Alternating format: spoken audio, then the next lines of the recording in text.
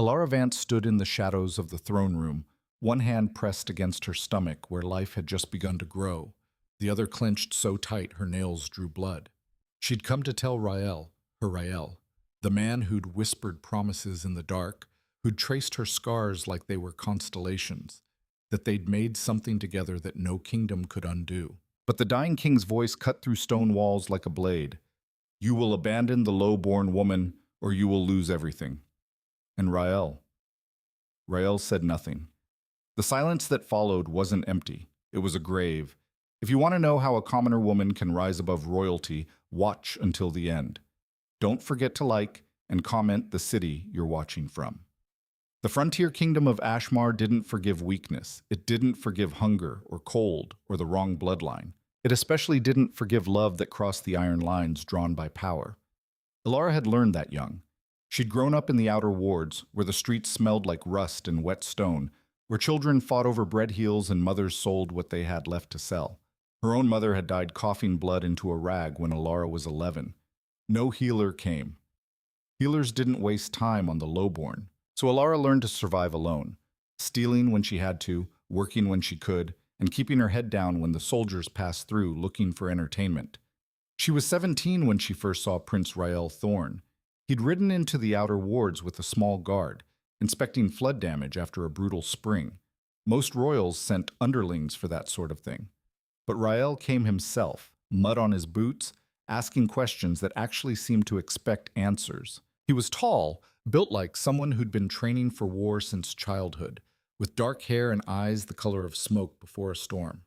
Handsome, sure, but it wasn't that. It was the way he looked at people, really looked, like he saw them as more than scenery. Elara had been hauling buckets of filthy water out of a collapsed grain store when he stopped his horse in front of her. She didn't bow, didn't even look up, just kept working. You need help, he said. She snorted. No shit. One of his guards stepped forward, hand on his sword. Watch your tongue, girl. You're speaking to... It's fine. Rael dismounted, waved the guard back. Then, to Elara's absolute shock, he picked up a bucket. Where does this go? She stared at him like he'd sprouted a second head. You're joking. Do I look like I'm joking? He didn't, so she told him.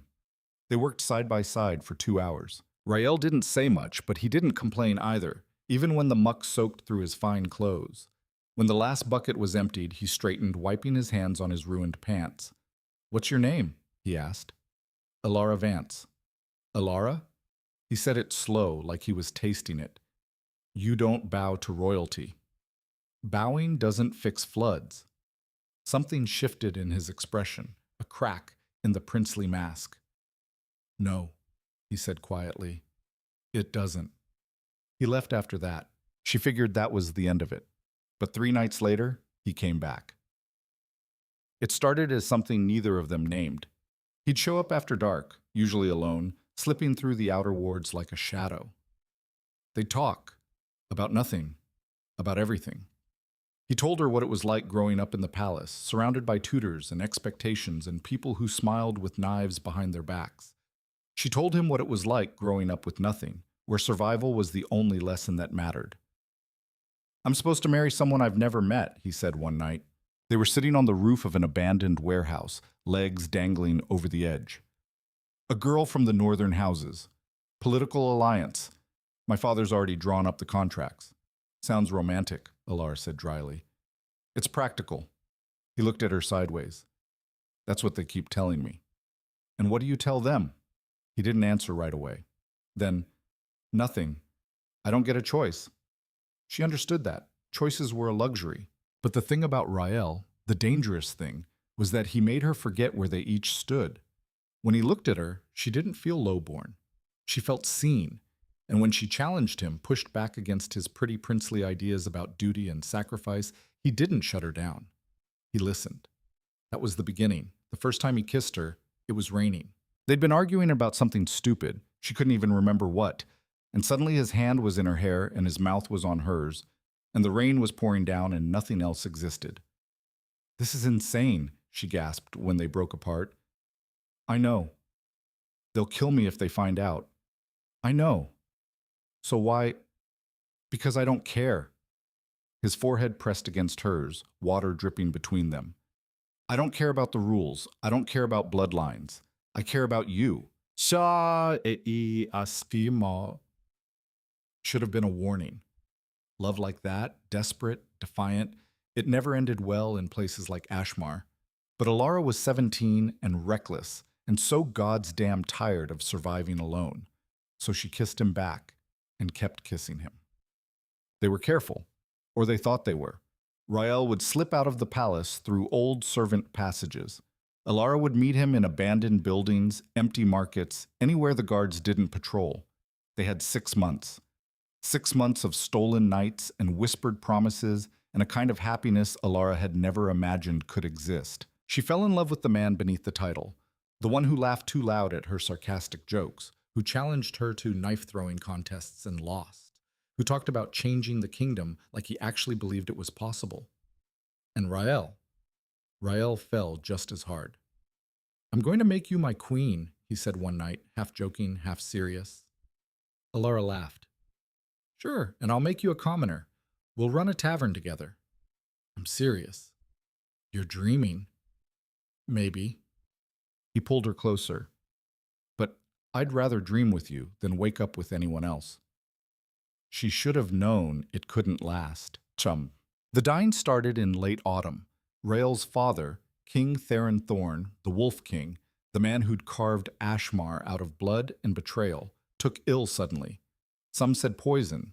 Others said age finally caught what war couldn't. Either way, the palace went into lockdown. Rael stopped coming. Elara told herself it was temporary. He'd send word, he'd find a way. But weeks passed. Then a month. And then she missed her bleeding.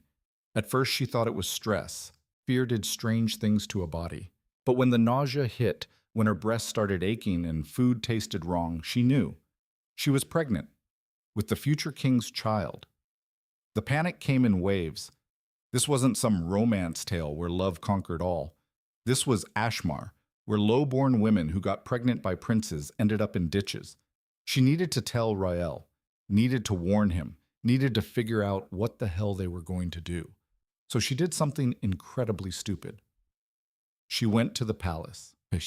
Getting inside wasn't as hard as it should have been. The servants' entrance was chaos.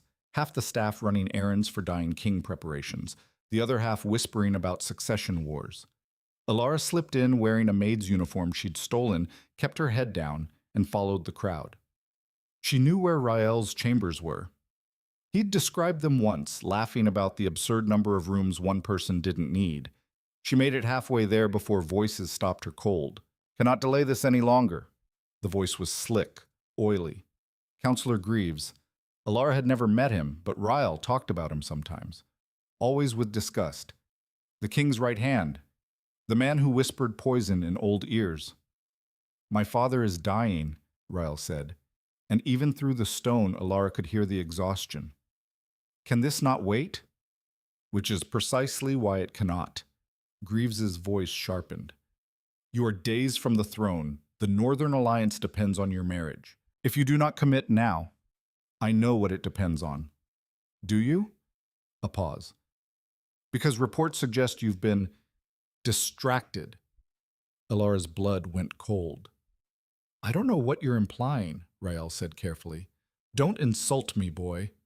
The word was a slap. You think I don't have eyes?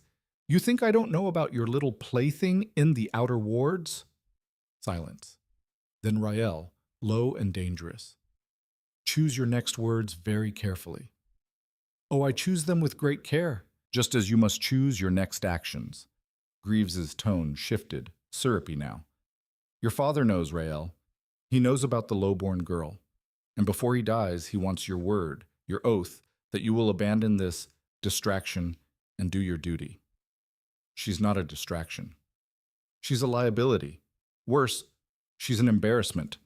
If word spreads that the future Alpha King has been rutting with some outer ward whore, the crack of flesh on stone. Rael must have slammed something. Call her that again, he said, voice shaking. And king or not, I will end you. Big words for someone with no power yet. Greaves sounded amused. But let me make this simple. Your father will die within days. You will ascend, and when you do, you can either be king of Ashmar, or you can be a lovesick fool who loses everything for a girl who means nothing to this kingdom. She means something to me. Then you're weaker than I thought. Another silence, longer this time. You want my word, Rael said finally. I want your oath in front of your father, tonight. And if I refuse, then the Northern Alliance collapses, the council revolts, and your reign ends before it begins. A pause. Oh, and the girl? Accidents happen in the outer wards, Rael. Every day. Elara's hand flew to her mouth, stifling a gasp. You wouldn't dare, Rael said, but there was something new in his voice now. Fear. Wouldn't I? Greaves chuckled. Test me. See what happens. Footsteps. Moving away. Then the king's voice, weak, rasping, but still a king's voice. Rael, come here. Elara should have run. Should have left right then, but she couldn't move, couldn't breathe, couldn't do anything but listen.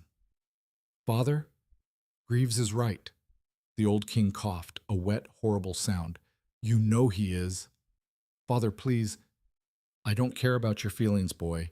I care about the kingdom, and the kingdom needs strength, not scandal. Another cough. You will swear to me. Now. You will end this foolishness with the low-born girl. You will marry the northern lady. You will secure the alliance. Or I will disinherit you where you stand and name your brother heir. My brother is 10 years old.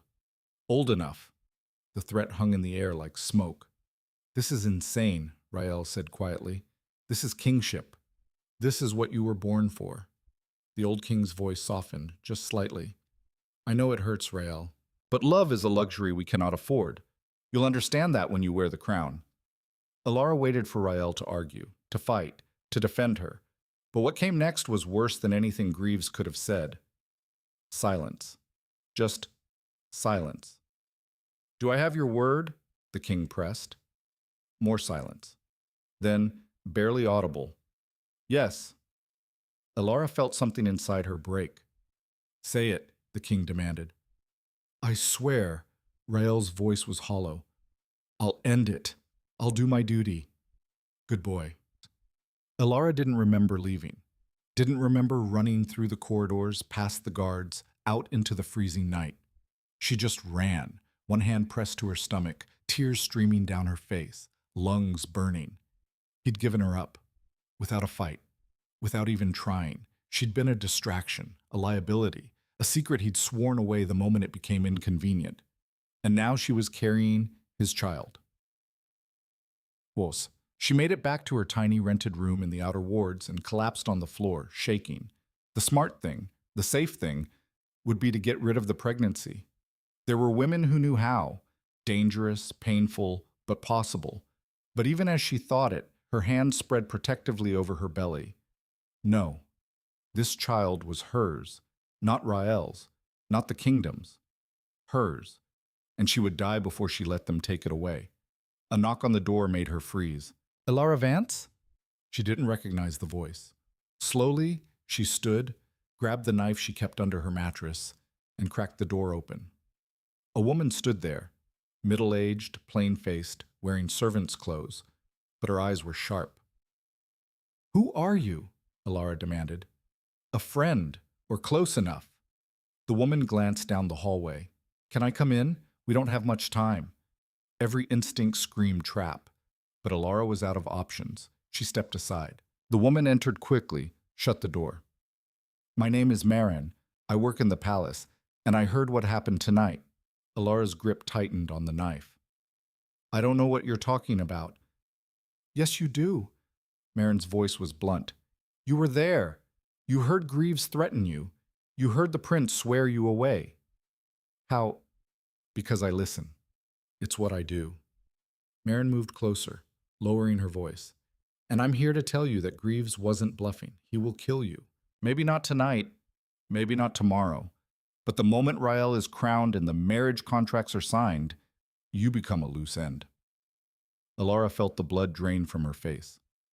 So here's what you're going to do, Marin continued. You're going to disappear tonight. I have a friend with a wagon heading east at dawn. He'll take you to the border settlements. From there, you're on your own. Why are you helping me? Marin's expression softened. Because I had a daughter once, low-born, like you. She fell in love with a soldier, got pregnant, and when his captain found out, they killed her to keep it quiet. Her jaw tightened. I couldn't save her, but maybe I can save you. Elara wanted to argue, wanted to say she'd fight, she'd find Rael, she'd make him listen, but she'd heard his voice in that room. I swear, I'll end it. He'd already made his choice. What about... She touched her stomach. Marin's gaze followed the gesture. Understanding flickered. Even more reason to run. If Greaves finds out you're carrying the heir, he'll kill you and the child. Or worse, he'll take the baby and dispose of you. The room spun. You have 2 hours, Marin said. Pack light. Tell no one. And for the love of everything, don't look back. Elara left Ashmar before dawn. She took a spare dress, her mother's necklace, and the knife. Everything else, her few possessions, her memories, her foolish, broken heart, she left behind. The wagon driver was a gruff old man who asked no questions. They traveled east for 3 days, through forests and foothills, until they reached a cluster of frontier settlements so far from the capital, they might as well have been a different world. This is as far as I go, the driver said, dropping her off in a place called Grey Hollow. Good luck, girl. She was going to need it. Grey Hollow was barely a town, more like a collection of shacks and desperate people clinging to the edge of survival. The land was hard, the winters brutal, and strangers weren't exactly welcome. But Elara had one advantage. She knew how to survive. She found work in a tavern, cleaning floors and serving drinks. The pay was garbage, but it came with a roof and enough food to keep her alive. She kept her head down, avoided questions, and tried not to think about Rael. It didn't work. Every night she dreamed of him, of his hands in her hair, his promises, his smile. And every morning she woke up hating herself for still caring. But the baby growing inside her, that she didn't hate, that she loved. Winter came hard. Elara's belly swelled. The tavern owner, a hard-eyed woman named Greta, noticed but didn't ask. Most people in Grey Hollow had pasts they didn't talk about. One more runaway pregnant girl wasn't worth the gossip. The pregnancy was rough. Elara couldn't afford a healer, so she relied on Greta's folk remedies and sheer stubbornness. There were nights she thought she'd lose the baby. Nights she was so sick she couldn't stand. But somehow she held on. And in the early hours of a spring morning, alone in her tiny room above the tavern, Elara Vance gave birth to a son. He came out screaming, red-faced and furious, and when she held him for the first time, she cried harder than she'd cried in her entire life. "Cale," she whispered, pressing her lips to his forehead. "Your name is Cale." It meant warrior in the old tongue, because if this boy was going to survive, he'd have to be one. Raising a child in Grey Hollow was like trying to grow flowers in ash. Elara learned that fast. The settlement didn't care about babies or mothers or the softness required to keep something small and helpless alive. It cared about work, about production, about not being dead weight. And a screaming infant? That was dead weight with lungs. Greta let her stay in the room above the tavern, but the generosity came with conditions. "You pull your hours," the tavern owner said, arms crossed, staring at the crying bundle in Elara's arms. "I don't care if he's sick. I don't care if you're tired. You work or you're out." Elara worked. She strapped Cale to her chest with torn cloth and scrubbed floors until her knees bled. She served drinks to miners and trappers and men who looked at her like she was another item on the menu. She smiled when she had to, kept her mouth shut when she wanted to scream, and saved every copper she could scrape together. It wasn't enough. It was never enough. Cale was colicky. He cried for hours, arching his back, face turning purple. Elara walked circles in the tiny room, bouncing him, singing songs her mother used to hum, begging him to just stop for 5 minutes so she could sleep. The other tenants complained. Greta threatened eviction twice. "You need to do something about that kid," Greta snapped one morning after a particularly bad night. "People are losing sleep." "I'm trying," Elara said, eyes burning with exhaustion. "Try harder." There were nights Elara sat on the floor, Cale finally asleep in her arms, and wondered if running had been a mistake. Wondered if she should have stayed, fought, made Rael look her in the eye and tell her she meant nothing. But then Cale would make a small sound in his sleep, his tiny hand curling against her chest, and the wondering stopped. She'd made her choice. Now she had to live with it. The first year was survival. The second year was slightly less brutal. By the time Kale turned 3, Elara had clawed her way into something resembling stability. She'd moved from cleaning floors to serving tables, which paid better. She'd learned which customers tipped and which ones to avoid. She'd even started picking up extra work, mending clothes, delivering messages, anything that added a few more coins to the jar she kept hidden under a loose floorboard. Kale grew like a weed. He was small for his age, scrappy, with dark hair that stuck up in every direction and eyes that shifted between gray and blue depending on the light. Elara saw Rael in those eyes every single day. It hurt, but she didn't look away. "Mama, why don't I have a papa?" Kale asked one afternoon. He was sitting on the floor of their room playing with a carved wooden horse Elara had traded for. She froze halfway through folding laundry. "What?" "A papa, like Tam has." "And Jory. Why don't I?" Elara's throat tightened. She sat down next to him, smoothing his wild hair. "You do have a papa. He just can't be here." "Why not?" "Because sometimes people have to be apart, even when they don't want to." Kale frowned, thinking hard. "Did he die?" "No." "Did he leave us?" The question hit like a fist. Elara pulled Kale into her lap, holding him tight. "It's complicated, sweetheart. That's what grown-ups say when they don't want to tell the truth. Too smart. He was too damn smart. Your papa," she chose the words carefully, "he had responsibilities. Important ones. And sometimes those responsibilities mean he can't be with the people he loves." Kale looked up at her with those two familiar eyes. "Does he love us?" Elara's heart cracked. "I don't know, baby. I really don't know." Kale seemed to accept that. He went back to playing with his horse, making galloping sounds. But the question lingered in the air long after he'd forgotten asking it. By the time Kale was 5, Elara had become a fixture at the tavern. People knew her, trusted her, in the way frontier people trusted anyone, cautiously, conditionally. She wasn't outer ward trash anymore. She was just Elara, the woman with the kid, the one who worked hard and kept her head down. It should have been enough, but Grey Hollow was dying. The mines that had kept the settlement alive were running dry. People were leaving, heading further east or back toward the capital, chasing work. The tavern's business dropped. Greta started cutting hours. "I can't pay you full wages anymore," Greta said, not meeting Elara's eyes. "I'm barely keeping the place open."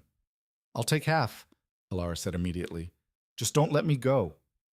"Elara, please," Greta sighed. "Fine. But if things don't pick up..." They didn't pick up. Within 6 months, half the town was gone. The tavern was empty most nights, and Elara's jar of savings was almost depleted. She needed a new plan. The idea came from a passing trader. He'd stopped at the tavern for a drink, mentioned he was heading to Iron Ridge, a mining town 2 days south. "They're hiring," he said. "New veins opened up. Pays decent if you don't mind the work." Elara didn't mind work. But Iron Ridge was rough. Rougher than Grey Hollow, and she had Kale to think about. Still, what choice did she have? She packed their things, which wasn't much, and made the journey south. Iron Ridge was exactly as bad as she'd imagined. The streets were mud and misery. The air stank of sulfur and sweat. But there was work. She found a job at a place called the Iron Bell, a tavern twice the size of Greta's and 5 times as chaotic. The owner, a barrel-chested man named Doran, took one look at her and said, "You dance?" "What?" "Dance. Sing. Entertain." He gestured to a small stage in the corner. "Miners pay extra for that." Elara's stomach turned. "I serve drinks." "So does every other woman in this town. You want the job or not?" She needed the job. "Fine," she said. "I'll dance." It wasn't the kind of dancing that required skill, just movement, energy, a smile that didn't reach her eyes. The miners didn't care if she was good. They cared that she was there, that she laughed at their jokes, that she made them forget for a few hours how miserable their lives were. Elara hated every second of it, but she was good at hating things and doing them anyway. Kyle stayed in a back room during her shifts, playing with the other workers' kids or sleeping on a pile of spare aprons. He didn't ask why Mama had to go on stage. He didn't ask why men yelled and whistled. He just accepted it, the way children accept things they don't have the power to change. Elara made enough to rent an actual room, small, drafty, but theirs. She bought Kale real shoes, fed him meals that weren't just broth and stale bread. And at night, when he was asleep, she sat by the window and stared at the stars and wondered what Rael was doing. If he ever thought about her, if he even remembered her name. 7 years. 7 years of surviving, of sacrificing, of becoming someone she didn't recognize in the mirror. And then, on a cold autumn night, everything shattered. Elara was on stage halfway through a song she'd sung 100 times when the tavern door opened. A group of men walked in, well-dressed, armed, clearly not miners. Merchants, maybe. Or minor nobles slumming it on the frontier. She didn't pay them much attention. Rich men came through sometimes, looking for cheap thrills, but then one of them turned toward the stage, and Elara's voice died in her throat. Rael, older, harder, his face carved into something colder than she remembered, but unmistakably him. Their eyes met across the smoke and noise. For a moment, the world stopped. Then Elara did the only thing she could think of. She ran. She bolted off the stage, shoving through the crowd, ignoring Doran's shout of, "What the hell?" She grabbed Kale from the back room, not explaining, just pulling him toward the exit. "Mama, what's wrong?" Kale asked, stumbling to keep up. "We have to go now." "But now, Kale." She burst out into the street, Kale's hand tight in hers, heart hammering so hard she thought her ribs might crack. She didn't have a plan, didn't have anywhere to go, just had to get away before... Elara. She stopped. That voice. Lower than she remembered, rougher, but still his. Slowly she turned. Rael stood 10 feet away, flanked by 2 guards. He looked like he'd been punched, pale, shaking slightly, staring at her like she was a ghost. "It's you," he said, voice barely above a whisper. "Don't," Elara said, pulling Kale behind her. "Don't say another word. I've been looking. I said don't." Rael took a step forward. The guards moved with him, hands on their swords. Elara's grip tightened on Kale. "I'm not here to hurt you," Rael said. "Right, just like you weren't going to abandon me. Just like you weren't going to forget I existed the second it was convenient." Something flickered in his eyes. Pain. Anger. She didn't care which. "You don't understand. I understand perfectly." Her voice shook. "You made a choice, and I made mine. Now leave us alone." "Elara, please." "No." She turned, pulling Kale toward the alley. "We're done." "What?" She heard footsteps behind her, fast, close. "Stop," Rael said, and there was something in his tone that made her freeze. Not a command, a plea. She looked back. He'd stopped a few feet away, guards holding position. "5 minutes," he said. "Just give me 5 minutes." "Why should I?" "Because you ran. 7 years ago you ran. And I need to know why." The audacity of it, the sheer gall, made her laugh. It came out bitter, jagged. "You need to know why? Are you serious?" "Elara, I heard you..." The words exploded out of her. "That night, in the palace, I heard Greaves threaten me. I heard your father order you to throw me away. And I heard you..." Her voice cracked. "I heard you swear me away like I was nothing." Rael's face went white. "So don't you dare ask me why I ran. Don't you dare stand there and pretend you don't know." For a long moment, he just stared at her. Then quietly, "I didn't know you were there. Does it matter?" "Yes." He took a step closer. "Because if I'd known..." "You'd what? Changed your mind? Fought for me?" She shook her head. "You had a chance to fight. You chose the crown. I chose survival. So did I." They stood there, 2 people who'd loved each other once, separated by 7 years and a chasm of broken trust. Then Kale, who'd been silent this whole time, tugged on Elara's sleeve. "Mama? Who is that?" Elara's heart stopped. Rael's gaze dropped to the boy. Really looked at him for the first time. Dark hair, small frame, eyes that shifted between gray and blue. The color drained from Rael's face. How old is he? He asked, voice hoarse. Elara didn't answer. Elara, how old? 6, she said finally. He's 6. Rael staggered like he'd been shot. 6? You've had... He couldn't finish the sentence. I have a son, Elara said flatly. That's all you need to know. But Rael was staring at Kyle like the world had just rewritten itself. He's mine. He's mine. Elara? No. She grabbed Kale's hand again. You don't get to do this. You don't get to show up after 7 years and... I have a son. Rael's voice was shaking now. I have a son. You have a kingdom, Elara shot back.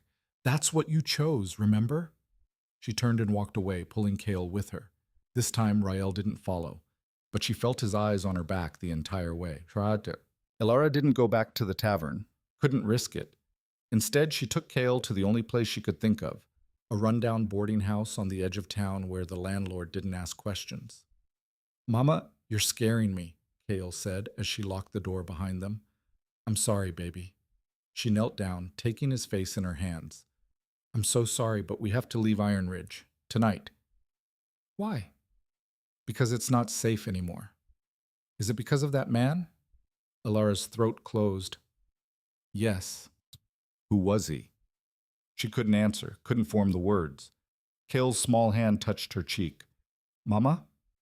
Someone from a long time ago, she managed. Someone I thought I'd never see again.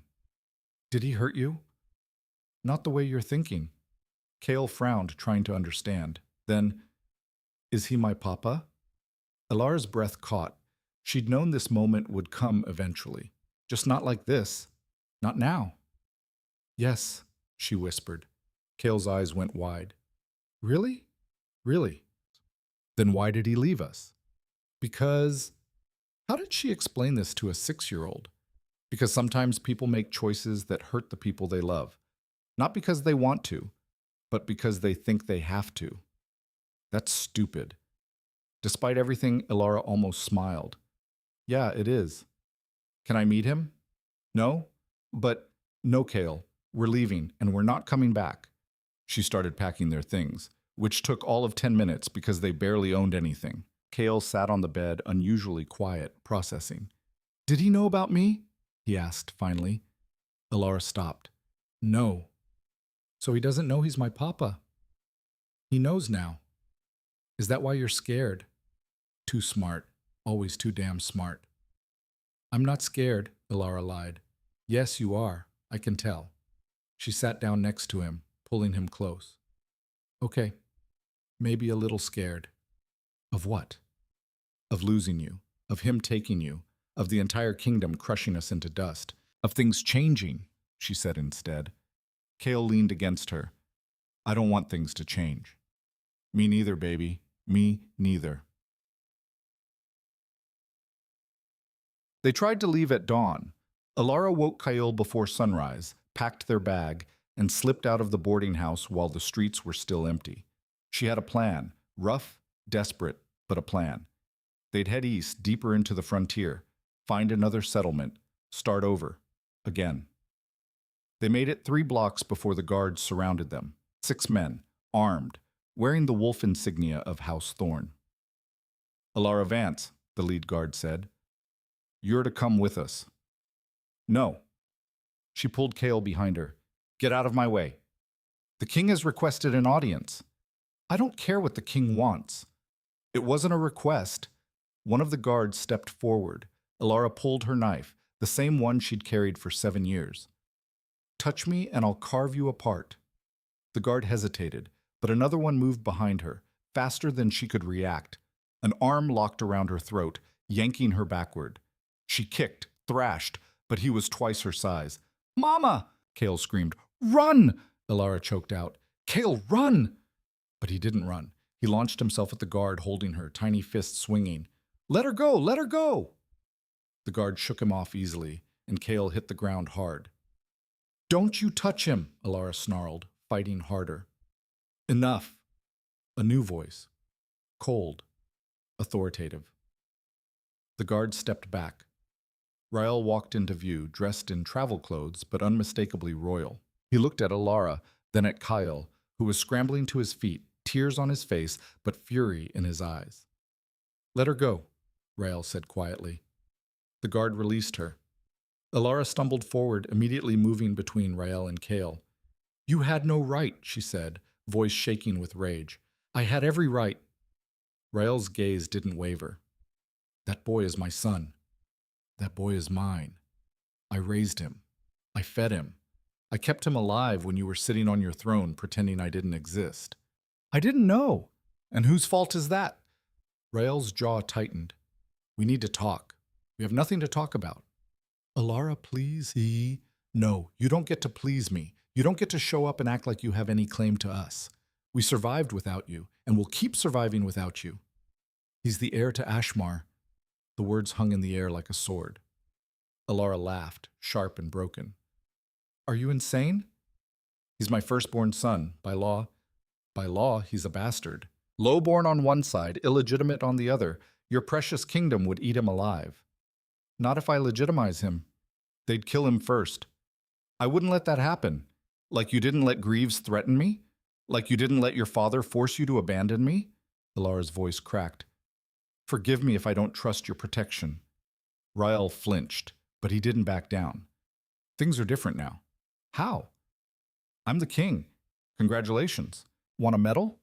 Elara, "Mama?" Kale's small voice cut through the tension.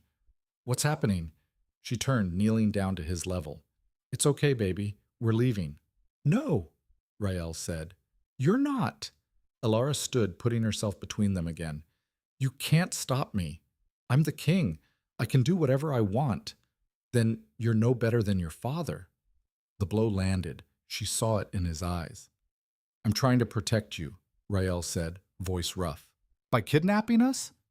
"By keeping you safe. Greaves is still on the council. He still has power. And if he finds out about Kale, then we disappear, like we did before. It won't work this time. You're exposed. He'll find you. And when he does, I'll handle it." "How?" Rael took a step closer.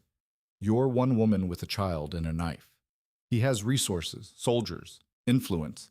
You can't fight that alone. I've been fighting alone for 7 years. I'll manage." "Elara, why do you even care?" The question exploded out of her. "You threw me away. You swore me off. You forgot I existed. So why the hell do you care now?" "Because I never stopped loving you." The words came out raw, jagged. Rael looked as shocked as she felt. "I never stopped. Not for 1 day. Not for 1 hour.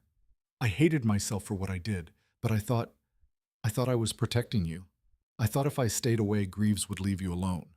I didn't know you were pregnant. I didn't know about Kale. And if I had," his voice broke, "if I had known, I would have burned the entire kingdom down before I let anyone hurt you." Silence. Elara stared at him, chest heaving, tears burning her eyes. "You're 7 years too late," she said finally. "I know." Rael's voice was barely audible. "I know, but I'm here now, and I'm asking, begging you to let me fix this." "You can't fix this." "Then let me try." She wanted to say no, wanted to grab Kale and run, and never look back. But she saw the desperation in Rael's eyes, the fear, the same fear she'd been living with for 7 years. And she saw Kyle standing behind her, watching the man who was his father with wide, uncertain eyes. "One conversation," she said finally. "You get one conversation, then we leave, and you don't follow." Rael exhaled like he'd been holding his breath for years. "Okay. Not here. Somewhere private." "There's an inn." "No. Somewhere I choose." He nodded. "Fine, Bassem." Elara led him to an abandoned grain mill on the outskirts of town. The building was half collapsed, roof missing in places. But it was private. Kale stayed close to her, eyeing Rael like a nervous animal. They sat on opposite sides of the room. Guards waited outside. "Talk," Elara said. Rael looked at Kale, then at her. "I need to know everything, from the beginning." So she told him. About overhearing the conversation in the palace, about Greaves's threats, about Marin helping her escape, about Grey Hollow and Iron Ridge and 7 years of scraping by on nothing. Rael listened without interrupting, his face growing darker with every word. Greaves told me you left because you wanted money, he said when she finished. He said you tried to blackmail me, threatened to expose our relationship unless I paid you. Elara's blood went cold. That's a lie. I know that now. Do you? She leaned forward. Because you believed it then. You believed I was the kind of person who'd do that. I didn't want to believe it, but you were gone. There was no trace, no message. And Greaves had witnesses who swore they'd heard you making demands. Fake witnesses. Yes. And you didn't question it, didn't investigate, just accepted it. Rael's hands clenched. I was 22 and drowning. My father died 3 days after you left. I was crowned a week later. The council was tearing itself apart. The Northern Alliance was threatening war, and every day someone was telling me I was too young, too weak, too emotional to rule. So I shut down. I became what they needed me to be, cold, controlled, ruthless. He looked at her. And I buried you so deep I thought I'd never have to feel it again. Did it work? No. His voice was hollow. Not even a little. Elara wanted to feel satisfaction, wanted to feel vindicated, but all she felt was tired. Why are you here? She asked. In Iron Ridge. Of all the places in the kingdom, why here? Inspection tour, new mining contracts. I've been traveling the frontier for weeks, he paused. I never expected to find you. Lucky me. Elara, what do you want, Rael? She was so tired of running, of fighting, of pretending she was strong enough for this. What do you actually want from us? He looked at Kale. I want to know my son. He's not. He is. Rael's voice was firm. He's my son, and I've already missed 6 years. I'm not missing any more. You don't get to decide that. Neither do you, not alone. I've been alone for 7 years. Because I was lied to. Rael's composure finally cracked. Because Greaves manipulated both of us. Because I was stupid enough to believe him. But I know the truth now, and I'm not walking away again. Even if it costs you the throne? Especially if it costs me the throne. Elara stared at him. You don't mean that. Oh, try me. They locked eyes. Both stubborn, both furious, both terrified. Then Kale, who'd been silent this whole time, spoke up. Are you really my papa? Rael's gaze shifted to him, softened. Yes. Why didn't you come before? Because I didn't know about you. If I had, I would have come sooner. Kale considered this. Then, are you a king? I am. Like in the stories? Sort of. Do you have a castle? Despite everything, Rael almost smiled. I do. Can I see it? Kale? Elara started. I just want to see it, Mama. Just once. She looked at her son, her brave, curious, too smart son, and felt her carefully built walls start to crack. We'll see, she said finally. It wasn't a yes, but it wasn't a no. And from the look on Rael's face, he knew it too. Rael didn't push. That was the first surprise. After the conversation in the grain mill, Elara expected him to demand they return to the capital immediately. Expected royal decrees and armed escorts and all the heavy-handed tactics kings used when they wanted something. But instead, he just stayed. He took rooms at the nicest inn Iron Ridge had, which wasn't saying much, and showed up the next morning at the boarding house with bread, cheese, and a wooden toy horse for Kale. I thought he might like this, Rael said, holding it out awkwardly.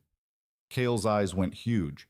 He looked at Elara for permission. She wanted to say no, wanted to throw the thing back in Rael's face and tell him gifts didn't fix 7 years of absence, but Kale's expression stopped her. Go ahead, she said quietly. Kale took the horse like it was made of glass, turning it over in his small hands. Thank you, he whispered. Rael crouched down to his level.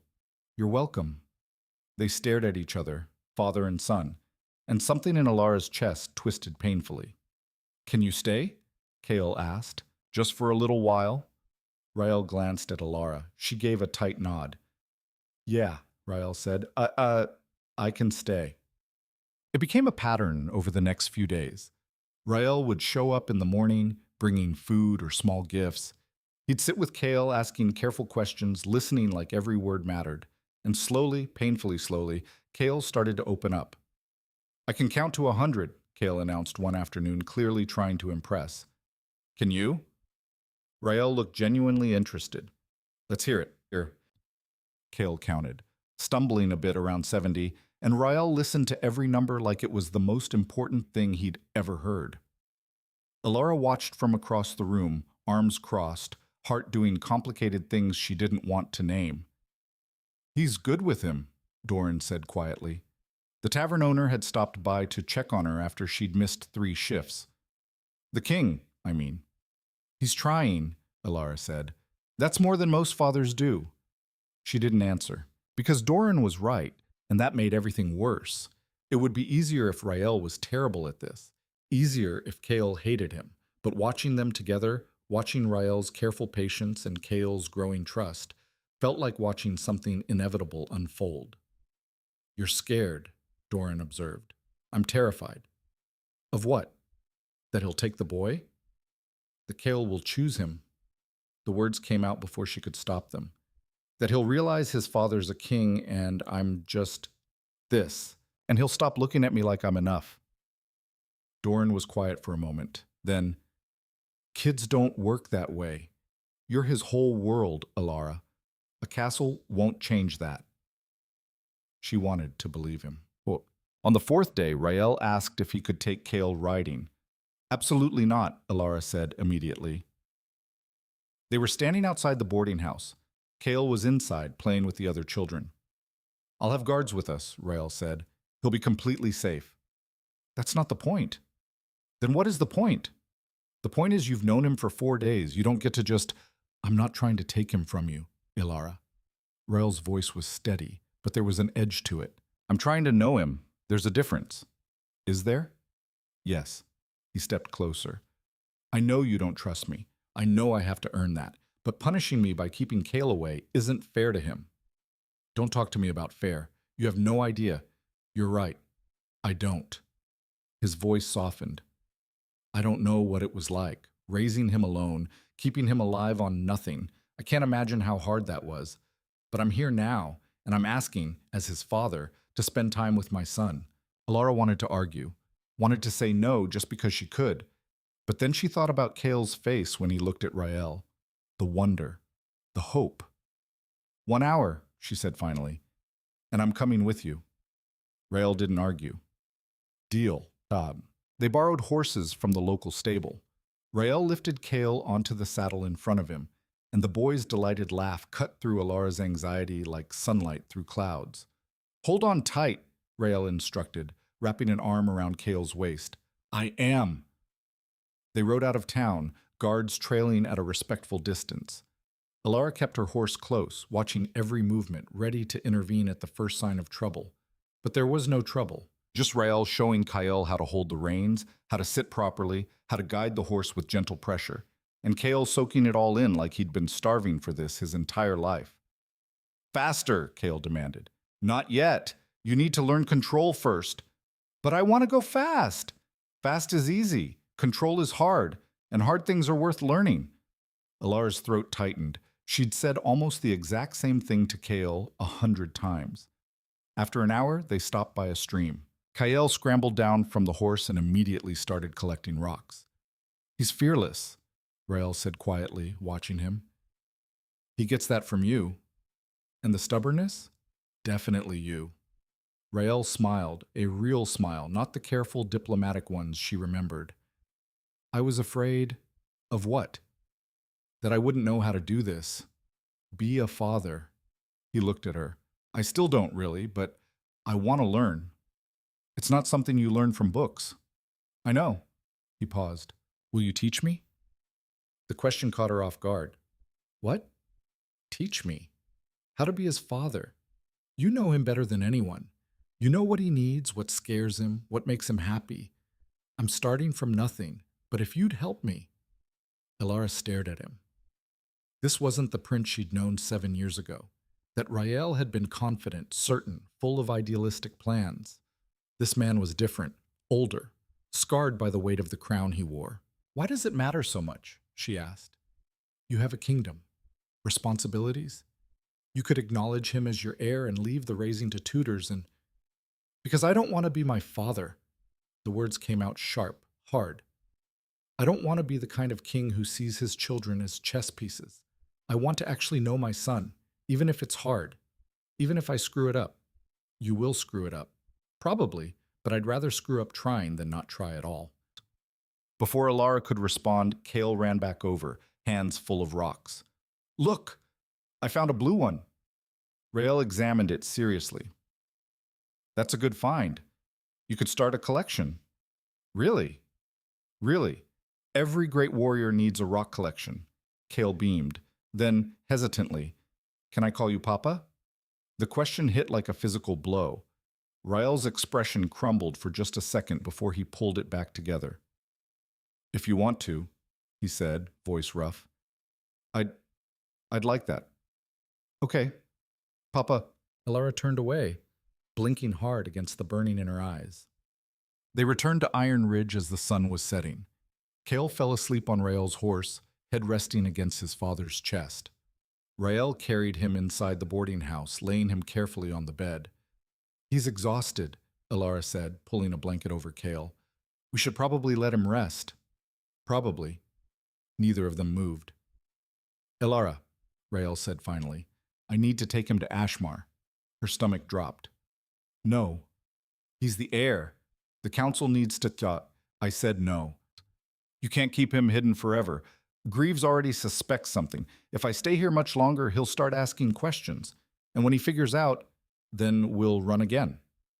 Where? Rael's voice was gentle but firm. How far do you think you'll get? You're exhausted, Elara. You've been fighting alone for 7 years. Let me help. Your kind of help comes with strings. Not this time. I don't believe you. Rael stepped closer. Then believe this. I will protect him. With everything I have. I will rewrite laws if I have to. Dismantle the council. Tear the entire system apart. But I will not let anyone hurt him. Or you. You can't promise that. Watch me. She wanted to believe him, wanted it so badly it hurt. If I agree to this, she said slowly, if I bring him to Ashmar, what happens to me? What do you mean? I'm nobody. Lowborn. The woman who allegedly tried to blackmail you. The council will eat me alive. Let them try. There was steel in his voice now. You're not nobody. You're the mother of my son, and anyone who disrespects you answers to me. Rael, I mean it, Elara. I spent 7 years letting other people control my life, making decisions based on politics and fear. I'm done with that. Kale is my son. You are... He stopped, searching for words. You're someone I never stopped loving, and I'm not losing either of you again. The declaration hung in the air between them. This is insane, Elara whispered. Probably. The kingdom will revolt. Let them. You could lose everything. I already lost everything once. I'm not doing it again. She looked at him, really looked, and saw the truth in his eyes. He meant it. Every word. 1 week, she said. Give me 1 week to prepare Kyle. Then we'll come to Ashmar. Okay. And I'm not staying in the palace. I won't be some kept woman hidden in... You'll have your own residence. Full autonomy. Whatever you need. I need you to understand something. She stepped closer, voice dropping. I'm not the girl you knew 7 years ago. I'm harder now, meaner. And if you or anyone else tries to take my son from me, I will burn the world down. King or not. Rael's expression didn't change. Good. He deserves a mother who'd burn the world for him. The week passed too quickly. Elara spent it preparing Kyle, explaining what the capital would be like, what to expect, how to behave around nobles. Kale listened with wide eyes, equal parts excited and nervous. Will there be other kids? He asked. Probably. Rich kids. They might not be nice. That's okay. I can handle mean kids. He said it with such confidence that Elara almost believed him. Rael visited every day, bringing supplies for the journey, answering Kale's endless questions about the palace. And slowly, against her better judgment, Elara started to let her guard down. It was a mistake. On the sixth day, everything fell apart. Elara was at the market buying travel supplies when she heard the commotion, shouting, horses, the clatter of armor. She ran back toward the boarding house, heart in her throat. A crowd had gathered, royal guards everywhere, and in the center of it all, Greaves. He stood in front of the boarding house, flanked by soldiers, looking exactly like Rael had described, oily, smug, dangerous. "Where is she?" Greaves was saying. "The woman called Elara Vance. I know she's here." Rael stepped between Greaves and the building. "Stand down. Now." "I'm afraid I can't do that, Your Majesty." Greaves smiled. "You see, I've received reports, disturbing reports about your activities in this town. My activities are none of your concern. On the contrary, everything you do is the council's concern." Greaves gestured, and two guards moved toward the boarding house. "Especially when it involves illegitimate children." Alara's blood went cold. Rael's hand went to his sword. "Take one more step, and I'll kill you where you stand." "You draw steel on your own counselor? How very unregal. Try me." The tension was a bowstring pulled tight. One wrong move and everything would snap. Then Cale walked out of the boarding house. He'd been playing inside. Must have heard the noise. He stood on the steps, clutching his wooden horse, staring at the crowd with wide, uncertain eyes. Greaves's gaze locked onto him. His smile widened. "Well, well, what do we have here?" "Get back inside," Rael said, voice sharp with panic. But Cale was frozen. Greaves walked toward him, and Rael moved to intercept, but the counselor's guards blocked his path. "Don't touch him!" Elara screamed, shoving through the crowd. Greaves crouched in front of Cale, studying him. "What's your name, boy?" Cale didn't answer, just clutched his toy tighter. "Shy, are we?" Greaves tilted his head. "You have interesting eyes, very familiar." "Leave him alone," Rael snarled. "Oh, I intend to, once I've confirmed what I suspect." Greaves straightened. "This child is yours, isn't he, you bastard? The product of your little indiscretion with this low-born whore." Elara reached them, putting herself between Greaves and Cale. "Don't you dare!" 7 years, Greaves said, ignoring her. 7 years you kept this hidden. Did you really think I wouldn't find out?" "How did you—" Rael started. "I have eyes everywhere, Your Majesty. Did you think you could gallivant around the frontier without anyone noticing? Did you think your late-night visits to this woman would go unreported?" Greaves's expression turned cold. "You've been careless, and now the truth is out." "The truth," Rael said slowly, "is that you're a lying, manipulative snake who's controlled the throne for too long. And you're a lovesick fool who just gave me the weapon I need to destroy you." The words landed like stones. "What do you want?" Rael asked. "What I've always wanted, a strong kingdom. A king who understands his place. And since you clearly don't—" Greaves gestured to his guards. "I'm invoking council law. You are unfit to rule." "On what grounds?" "On the grounds that you've sired a bastard with a commoner and attempted to hide it from the council. On the grounds that you've been neglecting your duties to pursue personal desires. On the grounds that you are, in fact, exactly the weak, emotional ruler I warned your father you would be." The crowd murmured. Elara felt Cale pressing against her back, small and scared. "You can't do this," Rael said. "I already have. The council convened 3 days ago. We have the votes." Greaves smiled.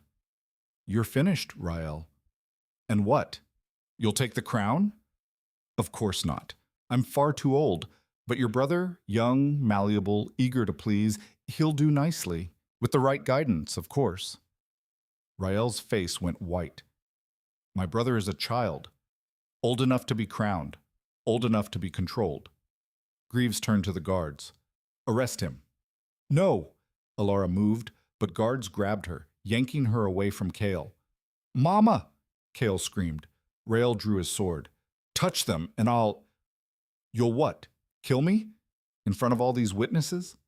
Greaves laughed. "Go ahead. Prove every doubt I've raised about you." Rael stood there, blade raised, surrounded by his own guards, and Elara saw the trap snap shut. "Your Majesty, One of Rael's personal guards said quietly, "Please, don't make this worse." "How could it possibly be worse?" Rael's voice shook. "They'll kill the boy if you resist. You know they will." And there it was. The final twist of the knife, Rael's sword lowered. "Smart choice," Greaves said. He gestured to one of his men. "Take the child." "No!" Elara thrashed against the guards holding her. "No, don't you dare!"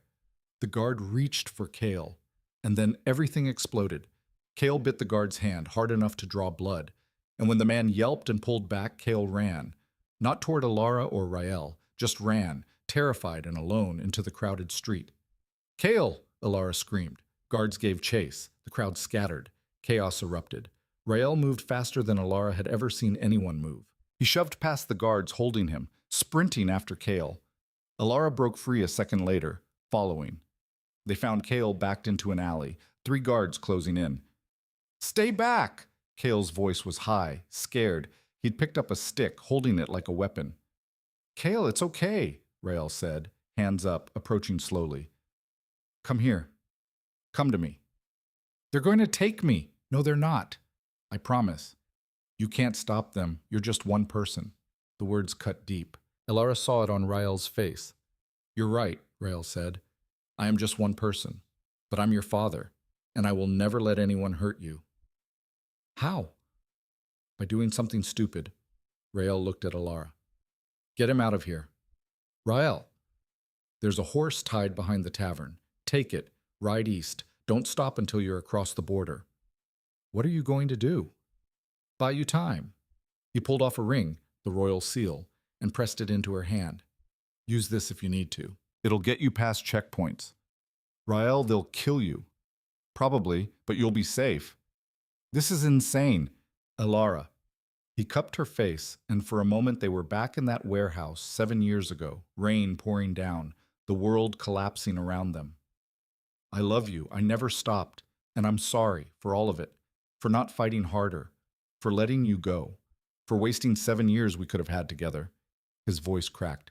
"But I'm fighting now, so please, take our son and run." She kissed him. Hard and desperate and full of everything she'd buried for 7 years. Then she grabbed Kale and ran. They made it to the horse. Barely. Elara threw Kale onto the saddle, climbed up behind him, and kicked the animal into a gallop. Behind them, she heard fighting, steel on steel, shouting. She didn't look back. They rode hard through the night. Kale clung to the horse's mane, silent except for occasional whimpers. Elara kept one arm locked around him, the other gripping the reins, heart hammering so hard she thought it might burst. "Mama?" Kale's voice was small. "Is Papa going to die?" She couldn't answer, didn't trust her voice. "Mama?" "I don't know, baby. I don't know." They crossed the border as dawn broke. The horse was stumbling now, exhausted. Elara slowed it to a walk, looking for somewhere to hide. That's when she saw the riders, 12 men, armed, wearing Greaves's colors. They'd been followed. "No," Elara whispered. "No, no, no." She turned the horse, trying to run, but they were surrounded. The lead rider, a hard-faced man with a scar across his jaw, smiled coldly. "Elara Vance, you're coming with us." "Like hell I am. You don't have a choice. I'll fight you. I'll fight all you want. But the boy comes with us. King's orders." Elara's blood turned to ice. "What king?" The rider's smile widened. "Why, King Greaves, of course." The world tilted. No. Rael wouldn't. He couldn't. But the rider was already dismounting, walking toward them. "Come quietly and the boy won't be harmed.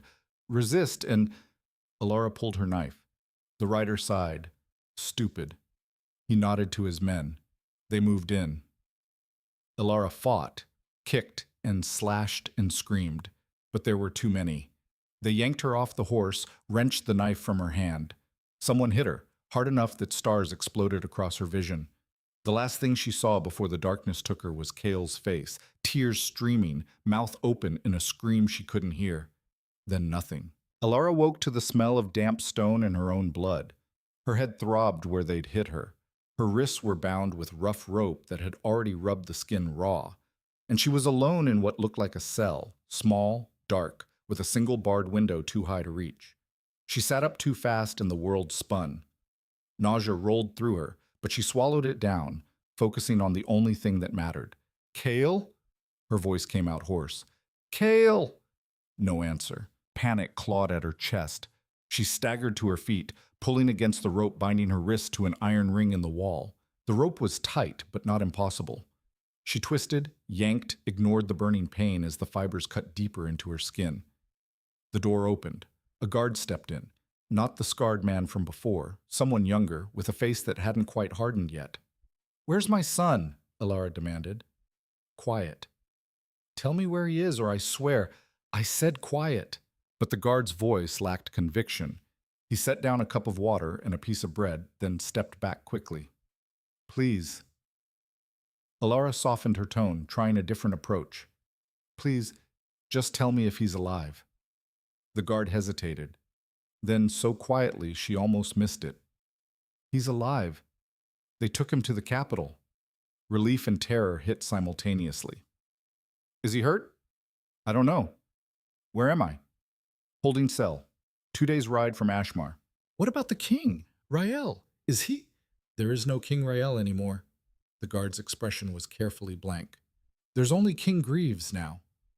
The words confirmed her worst fear. Rael was either dead or imprisoned, and Greaves had taken the throne. "You don't believe that," Elara said, watching the guard's face. "I can see it. You don't think Greaves should be king." "What I think doesn't matter. It matters more than you know." She took a step closer, as far as the rope would allow. "How old are you?" 22. "And you've been a guard how long?" 3 years. "So you remember King Theron, the old king?" A nod. "Did you serve him?" "I did." "And what did he say about succession, about who should rule after him?" The guard's jaw tightened. "His eldest son." "Rael." "Yes." "Not Greaves, not some counselor who manipulated his way onto the throne." Elara leaned forward. "You swore an oath, didn't you, to protect the rightful king?" "The rightful king is whoever the council says." "No. The rightful king is the one the people chose to follow. And right now, you're following a usurper who stole power because the real king dared to care about something other than politics." The guard looked away. "I have orders. Orders from a man who has no right to give them. If I disobey, then you'll be doing what's right instead of what's easy." Silence hung between them.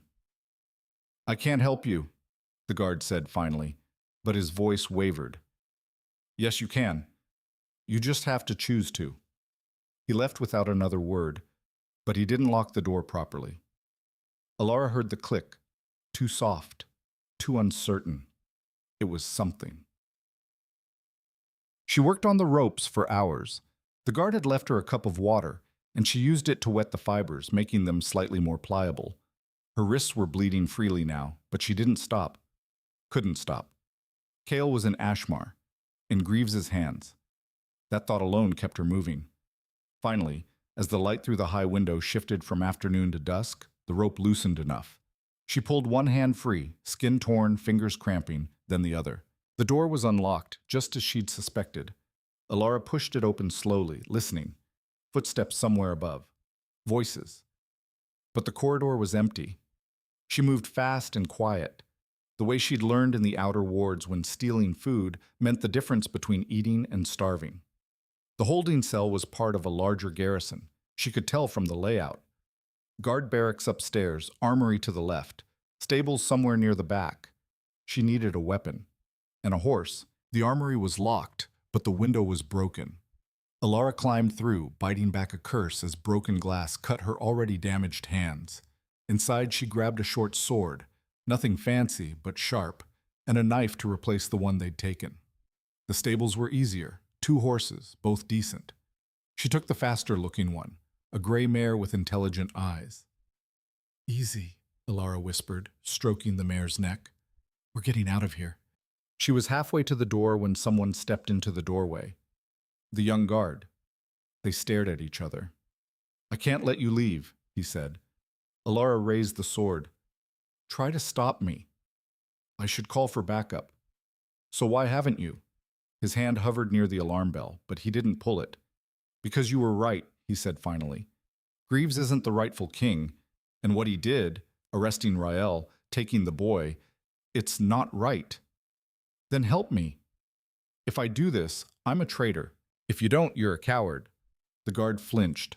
Then, slowly, he stepped aside. There's a patrol that changes at midnight, he said. You have 2 hours before they realize you're gone. The main road to Ashmar is watched, but there's a hunting trail 3 miles north, follows the river. It'll take longer, but it's safer. Elara stared at him. Why are you doing this?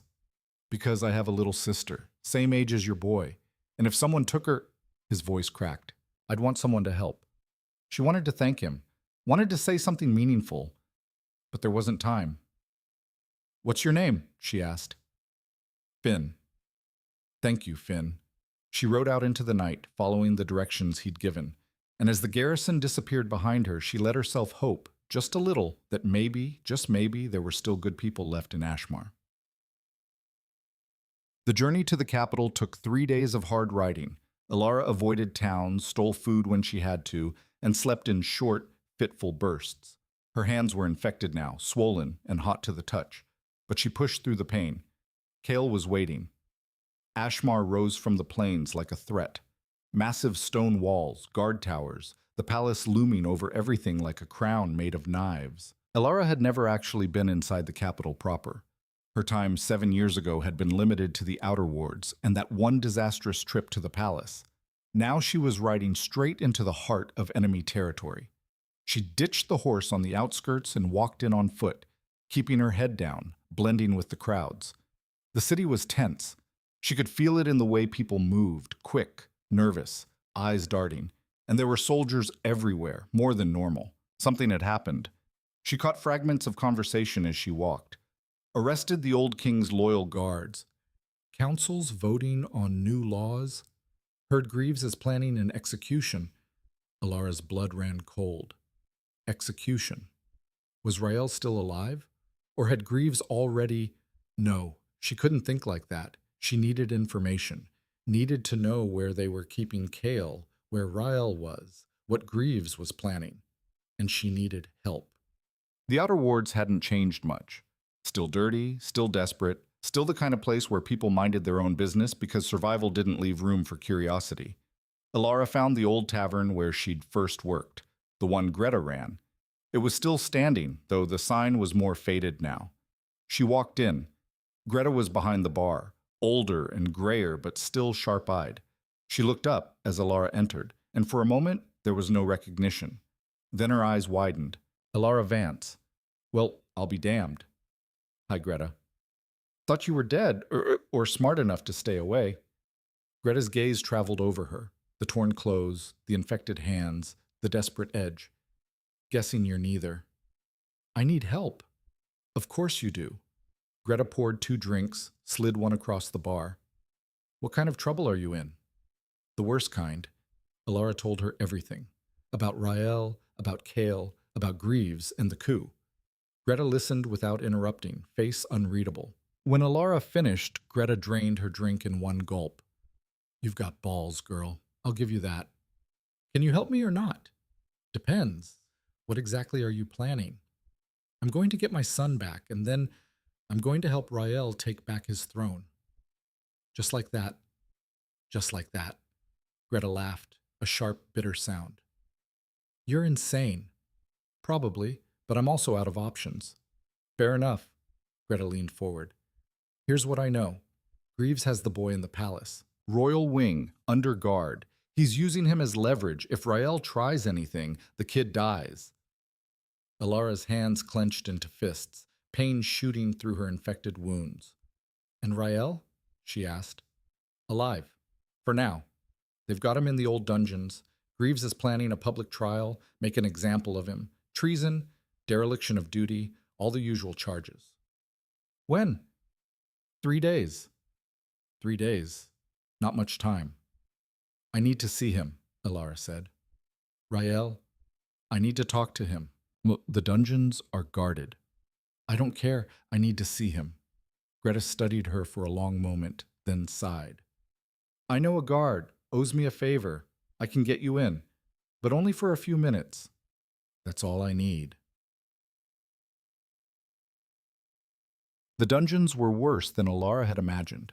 Dark, cold, the air thick with the smell of mold and despair. The guard Greta knew, a grizzled man named Court, led her down narrow stairs, past cells filled with forgotten prisoners. 5 minutes, Court said. That's all you get. Thank you. They stopped in front of a cell at the very end. Court unlocked it, stepped aside. Elara walked in. Rael was sitting against the far wall, hands chained, face bruised and bloody.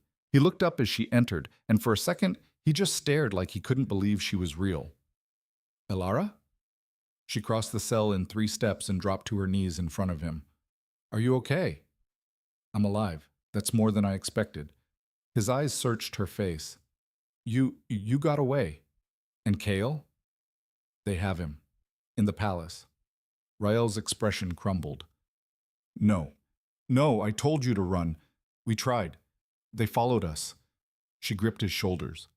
But he's alive, Rael, and I'm going to get him back. How? Greaves has won. He has the council, the guards, the throne. There's always something. She pulled back slightly. I didn't survive 7 years in the frontier by giving up, and I'm not starting now. Elara, you don't understand. Greaves is planning to legitimize himself. He's going to marry into the Northern Alliance, claim regency for my brother, and solidify his power. In 3 days, I'll be executed for treason. And Kyle, his voice broke. He'll use Kale as proof of my unfitness, show him to the court as the bastard I hid.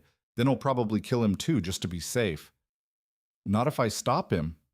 How? By doing what I should have done 7 years ago. Elara straightened. I'm going to tell the truth. All of it. In front of the entire court. Rael stared at her. That's suicide. Maybe, but it's the only card I have left. She leaned closer. Greaves's power comes from secrets, from lies. He manipulated both of us because we stayed silent. But if I expose him, if I stand in front of the court and tell them exactly what he did, they'll kill you for speaking against a counselor. Or they'll listen, because I'm not some random commoner anymore. I'm the mother of the king's firstborn son, and that gives me a voice. Elara, do you trust me? The question hung between them. With my life, Rael said finally. Then trust me now. I'm going to fix this. She kissed him, quick and fierce, then stood. 3 days, she said. Stay alive for 3 days. What are you going to do? Something stupid. Greta's network was more extensive than Elara had realized. The old tavern keeper knew half the servants in the palace, including one who owed her a significant debt. This is insane, the servant, a middle-aged woman named Mira, said as she smuggled Elara into the palace through the kitchen entrance. If we're caught, we won't be caught. You don't know that. You're right, but I'm doing it anyway. Mira led her through servant corridors, up narrow stairs, past rooms full of nobles who had no idea a low-born woman was walking beneath their feet. The boys in the East Tower, Mira whispered. 3rd floor, 2 guards outside the door. Can you distract them? For about 30 seconds. After that, you're on your own. That's all I need. They reached the East Tower. Mira took a breath, then walked up to the guards with a tray. Lord Greaves requested wine, she said. We weren't told about that, one guard said. Do you want to be the one who tells him he's not getting his wine? The guards exchanged looks. Then one of them took the tray and headed down the hall to check with someone. Elara slipped past the remaining guard while his back was turned, pushed open the door, and stepped inside. Kale was sitting on a massive bed dwarfed by silk pillows, staring at the wall. He looked small, lost. Kale, Elara whispered. His head whipped around. For a second, he didn't move. Then he launched himself off the bed and ran into her arms. Mama! She held him tight, breathing in the smell of him, checking for injuries. Are you hurt? Did they hurt you? No, they locked me in here. I've been so scared. I know, baby, I know. But I'm here now. Where's Papa? He's safe. But we need to get you out of here. How? Good question. The door opened before Elara could answer. Greaves stood in the doorway, flanked by 4 guards. Well, he said, smiling that oily smile, this is unexpected. I was wondering when you'd show up. Elara pushed Kale behind her, hand going to the knife at her belt. Don't bother, Greaves said. You're surrounded. And frankly, I'm impressed you made it this far. Shows initiative. Let him go. I don't think so. The boy is valuable. Proof of Rael's indiscretion. Evidence of his unfitness. Greaves stepped closer. Besides, I have plans for him. What plans? Well, I can't very well kill the future king's nephew. That would be poor politics, so instead, I'll raise him, shape him, turn him into a proper heir, one loyal to me. You're insane. I'm practical. Rael had potential, but he let his emotions rule him. The boy won't make that mistake. Not after I'm done with him. Rage flooded through Elara. You're not touching him. I already have. Greaves nodded to the guards. Take them both. Separate cells. We'll deal with her after the trial. The guards moved in. Elara pulled her knife, ready to fight. But before she could swing, someone shouted from the hallway. Fire! Fire in the east wing! Chaos erupted. Guards ran toward the shouting. Smoke started seeping under the door. Greaves cursed. What in the... Elara didn't wait. She grabbed Kale and ran.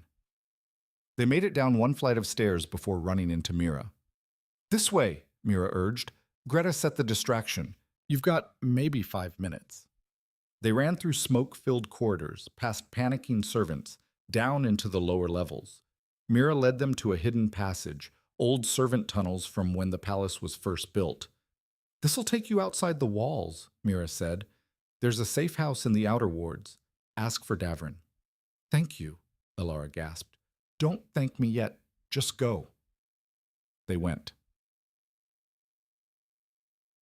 The safe house was a rundown building that looked abandoned. Elara knocked 3 times, waited, then knocked twice more. The door opened. A man, tall, scarred, with the look of an ex-soldier, stared at her.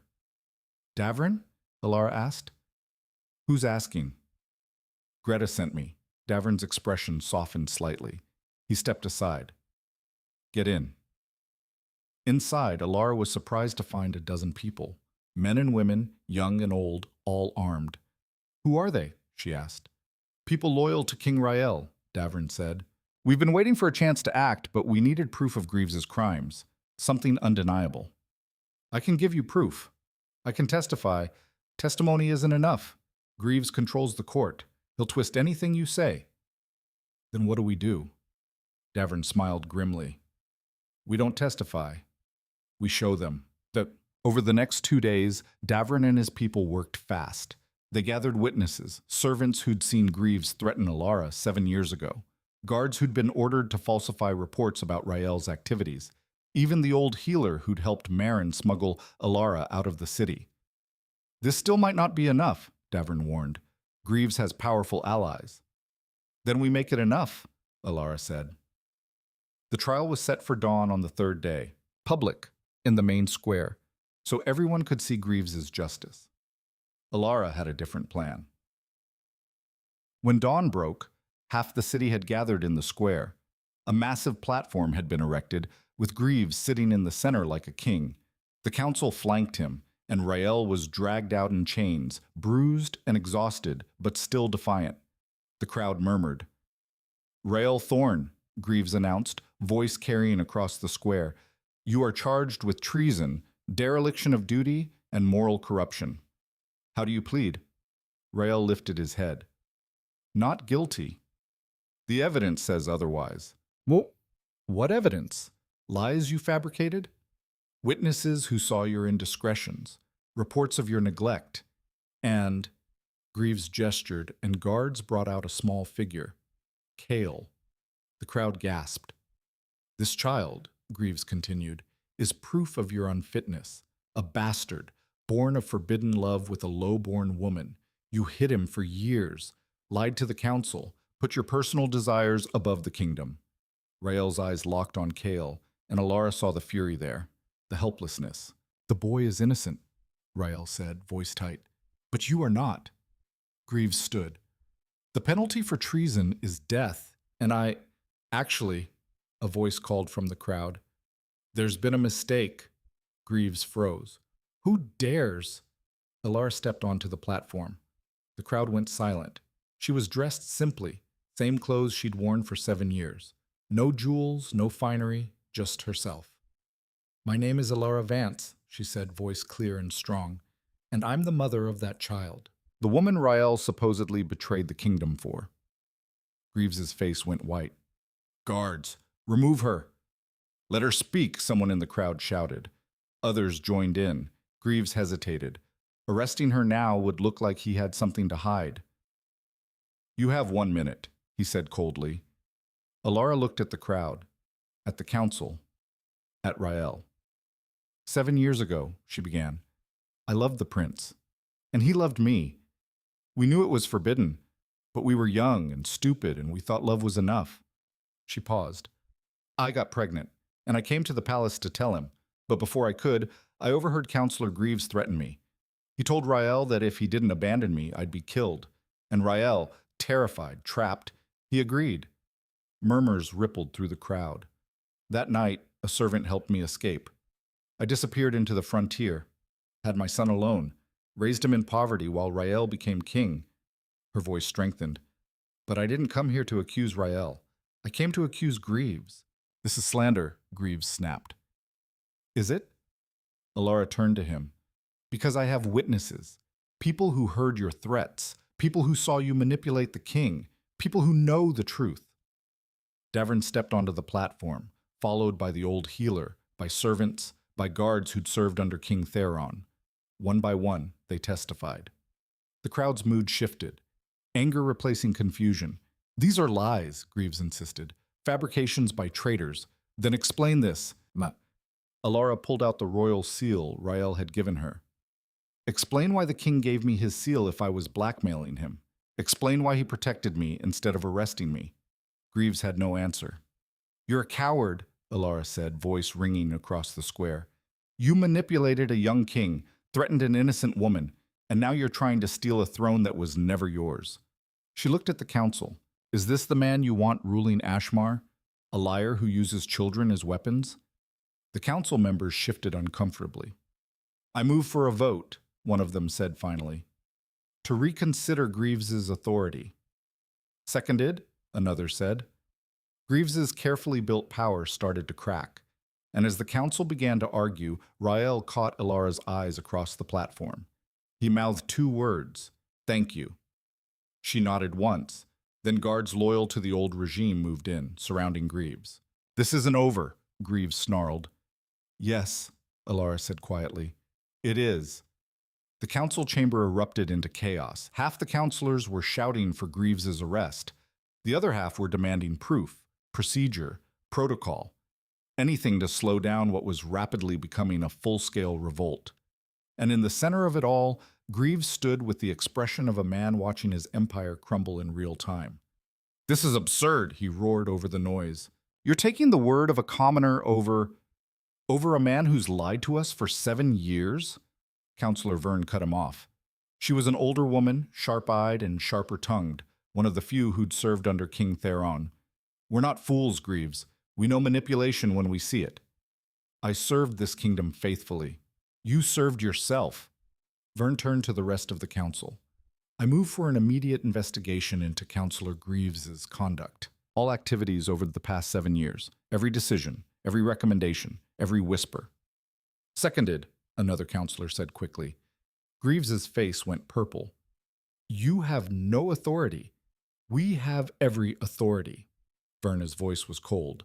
This council exists to serve the crown, not to steal it. Guards moved in, surrounding Greaves.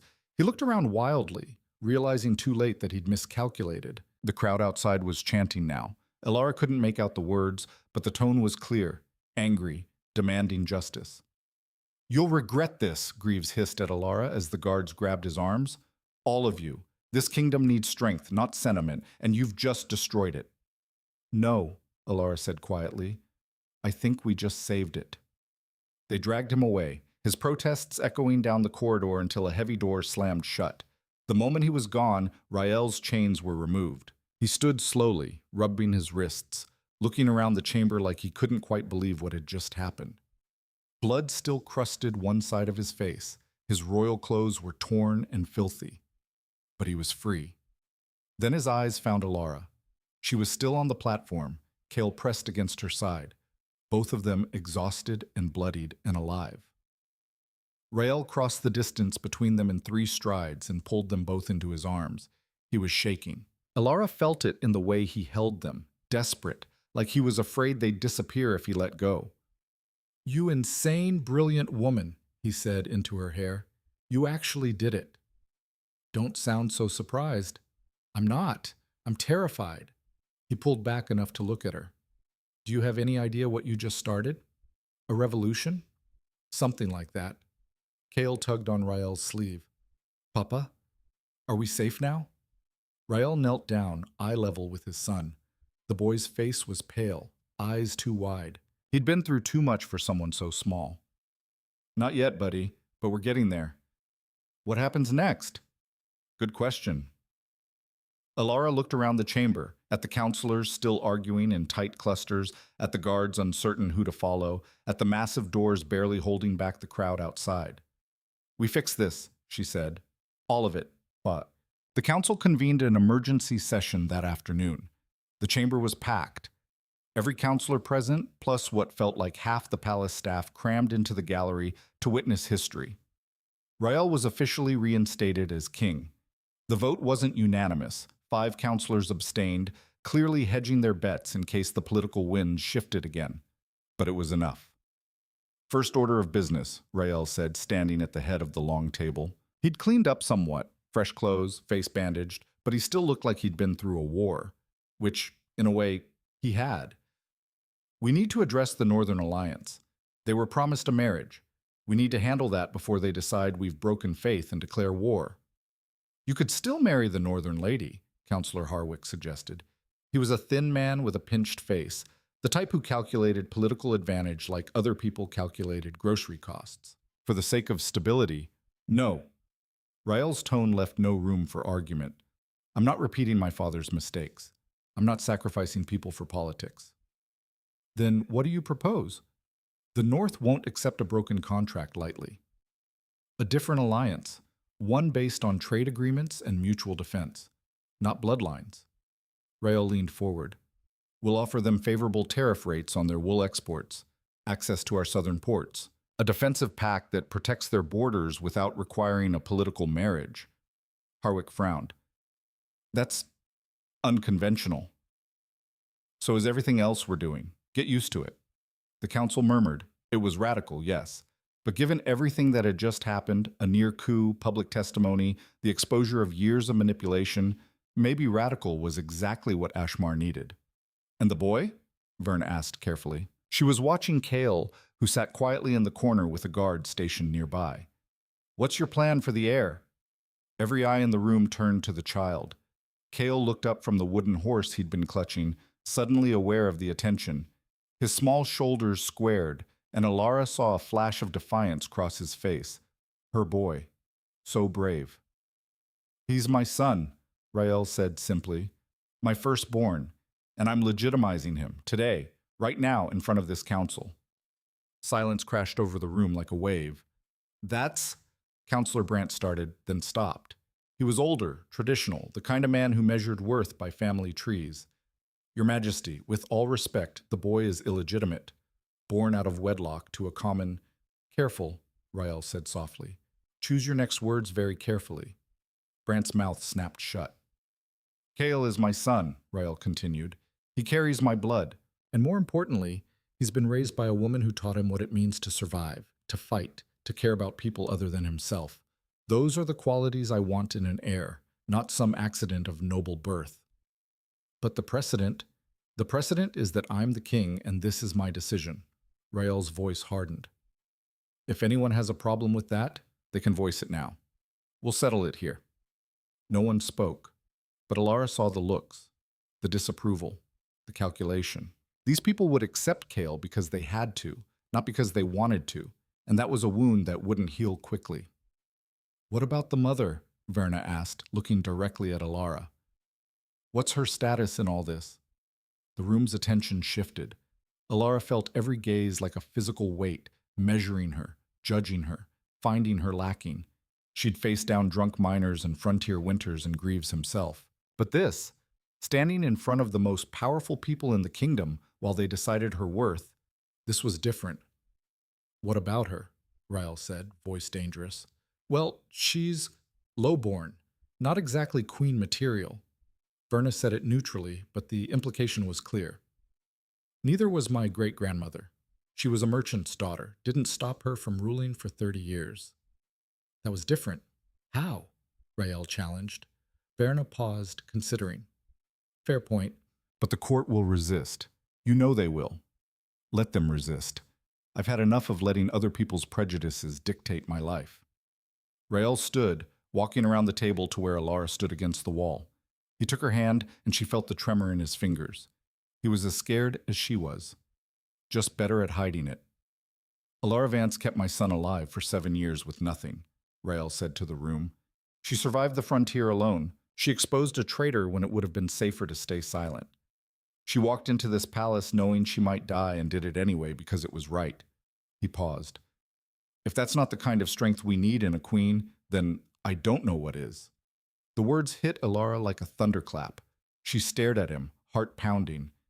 Rael, she said quietly, what are you doing? Something I should have done 7 years ago. He turned to face her fully, ignoring the entire council watching. I'm choosing you, openly, publicly, and if the council doesn't like it, he looked back at them. They can find a new king. You could have heard a pin drop. Then Verna laughed, actually laughed, the sound sharp and surprised. Well, I suppose that's one way to handle it. Is that a yes? Rael asked. It's an acknowledgement that you're as stubborn as your father, which means we're stuck with you. She looked at Elara, and something shifted in her expression. Not quite acceptance, but maybe possibility. And apparently stuck with her too. It wasn't exactly a warm welcome, but it was something. Harwick stood abruptly. I object strenuously. This sets a dangerous precedent. Noted, Rael said. Anyone else? 3 other counselors raised their hands. Rael nodded at each one, his expression unreadable. Your objections are recorded. Now sit down. They did. The legitimization will happen in 3 days, Rael announced. Public ceremony. And immediately following, he squeezed Elara's hand. We'll announce the engagement. The room exploded again, but Elara barely heard it. Her mind was spinning, heart racing, every instinct screaming that this was too much, too fast, too impossible. But when she looked at Rael, at the determination in his eyes, the set of his jaw, she knew he meant every word. He was burning it all down for her. The least she could do was stand beside him while he did it. The next 3 days were chaos. Elara was moved to chambers in the royal wing, proper quarters, with servants and guards and more space than she knew what to do with. People kept appearing with clothes, jewelry, instructions on protocol. She hated every second of it. Stand straighter, one servant said, adjusting her posture. I am standing straight. Straighter, queens don't slouch. This queen does. The servant looked horrified. Elara bit back a laugh. Kael adjusted better than she did. Maybe because he was younger, more adaptable, or maybe because having his own room and regular meals was still novel enough to be exciting. He spent his days with tutors now, learning, reading, writing, history, all the things Elara had never had the chance to teach him. Did you know the old kings used to fight wars themselves? Kael asked one evening, bouncing on her bed while she tried to read a treaty document. Like, actually in battles, with swords. I did know that, yes. Papa says I have to learn sword fighting and strategy and how to ride a war horse. You're 6. Almost 7. And he says it's never too early to start training. Elara set down the treaty. Do you like it here? Kael stopped bouncing. I miss Iron Ridge sometimes. It was smaller, quieter. Me too. But this is good too. I have friends now, and teachers, and Papa. He looked at her seriously. Are you happy, Mama? The question caught her off guard. Was she happy? She was terrified, overwhelmed, completely out of her depth. But when she thought about Kael's safe, about Rael fighting for them, about the possibility of actually building something that mattered, yeah, she said, I think I am. Good. Kale went back to bouncing. Because you deserve to be happy. Her throat tightened. Thanks, baby. The legitimization ceremony happened on a crisp autumn morning. The throne room was packed with nobles, foreign dignitaries, minor royalty from neighboring kingdoms, and enough flowers to choke a horse. Elara stood to the side with Kale, both of them wearing formal clothes that cost more than most people in the outer wards made in a year. Kale kept fidgeting with his collar. It's too tight. Leave it alone. But, Kale. He stopped, but she could see him struggling not to scratch at it. The High Clerk stepped forward, a thin man with a reedy voice that somehow carried through the massive hall. By order of King Rael Thorn, the boy known as Kale Vance is hereby recognized as Kale Thorn, legitimate son and heir to the throne of Ashmar. All rights, privileges, and responsibilities of that position are granted to him from this day forward. Kale looked up at Elara, nervous. She squeezed his hand. It's okay, she whispered. You're okay. The clerk continued. Furthermore, in recognition of her service to the crown and her role as mother to the heir, Elara Vance is granted the title of Lady Elara, with all rights and privileges therein. Murmurs rippled through the crowd. Elara felt every eye on her, some approving, mostly from the common folk allowed to watch from the gallery, but most judging, measuring, finding her lacking. A woman in an elaborate dress near the front actually sneered. Elara met her gaze and held it until the woman looked away first. Then Rael stepped forward, and the room fell silent. I have one more announcement, he said, voice carrying through the hall. Elara's stomach dropped. They'd discussed this, planned it, but standing here, in front of hundreds of people, the reality of it hit like a fist. Lady Elara has agreed to become my wife, Rael said, and your queen. The room exploded. Shouts of approval from some quarters, outrage from others. Someone near the back actually threw something, a flower, harmless, but the intent was clear. Elara's hands clenched into fists. Every instinct screamed to run, to grab Kale and disappear back into the frontier where things were hard, but at least made sense. But Rael was looking at her, and in his eyes, she saw the same fear she felt, the same uncertainty. They were both terrified, but they were doing it anyway. She stepped forward, joining him at the front of the hall.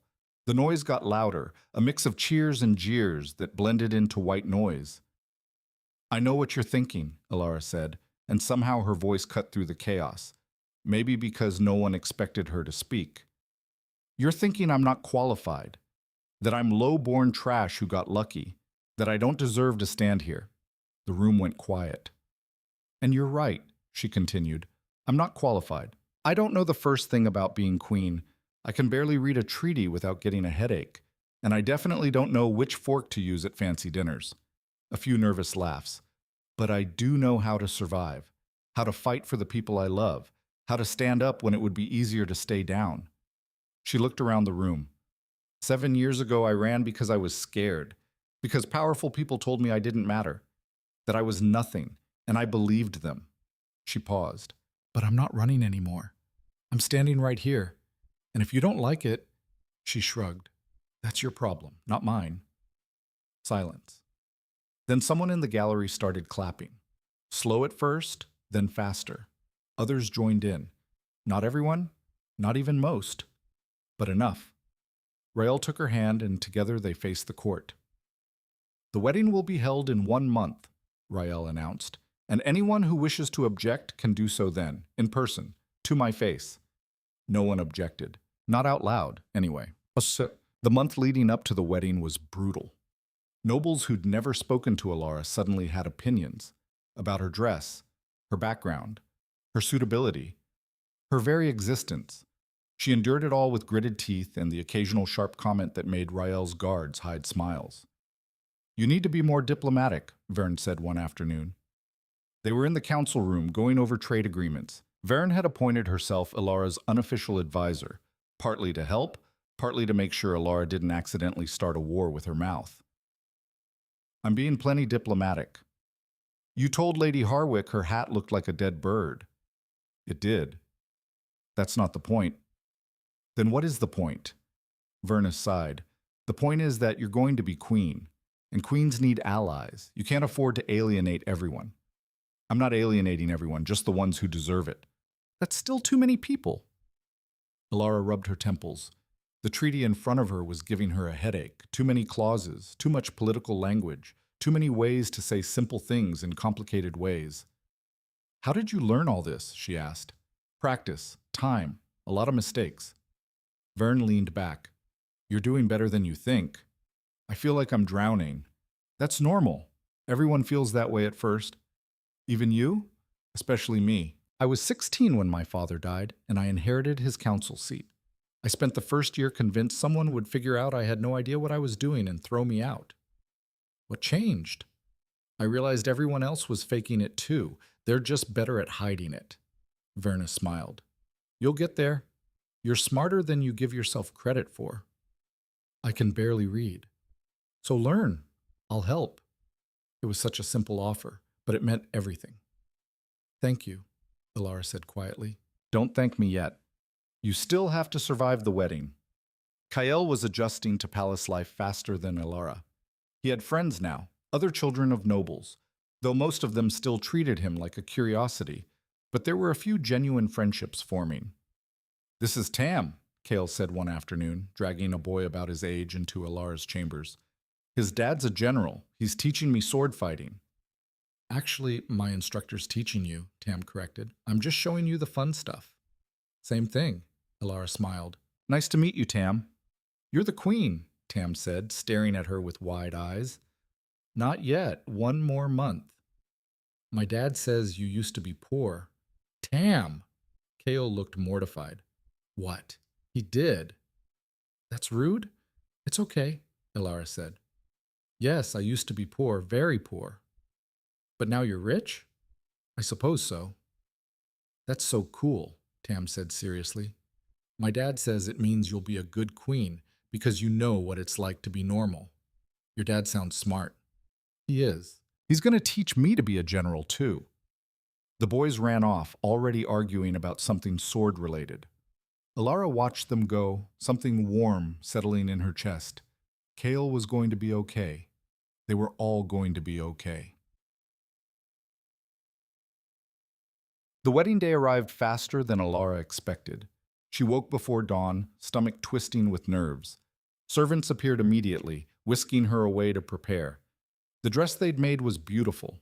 White silk with silver embroidery, fitted but not restrictive. They'd actually listened when she said she needed to be able to move. You look beautiful, one servant said, adjusting the veil. Elara looked at herself in the mirror.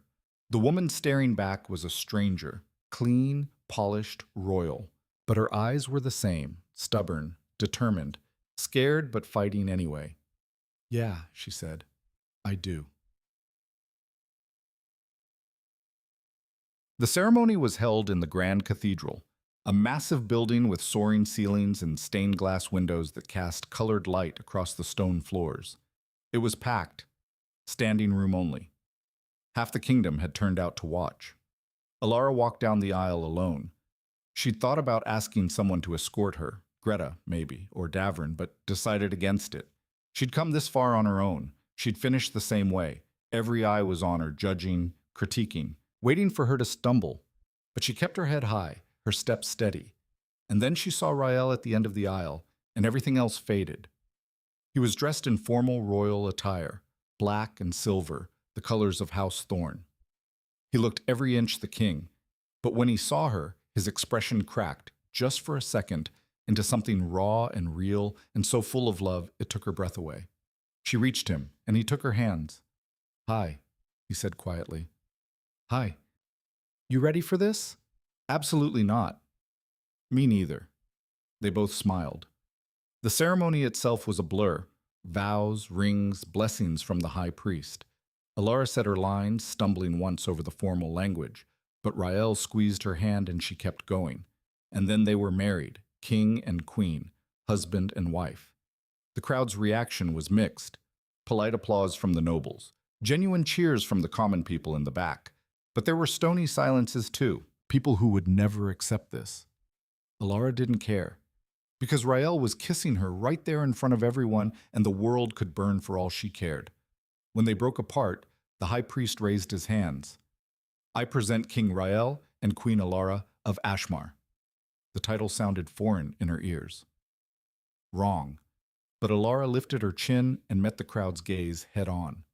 She was queen now, and she'd earned it. Sab. The celebration lasted 3 days. Feasts, dancing, diplomatic meetings with foreign dignitaries. Elara hated most of it, but endured because she had to.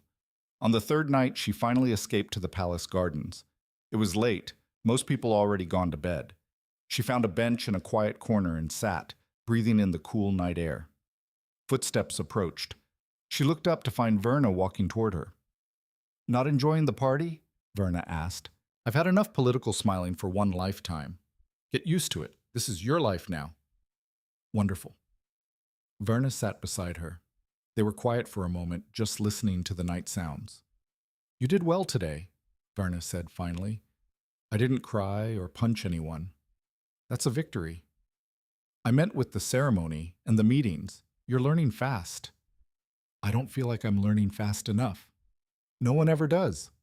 Verna paused. Can I give you some advice? Can I stop you? No.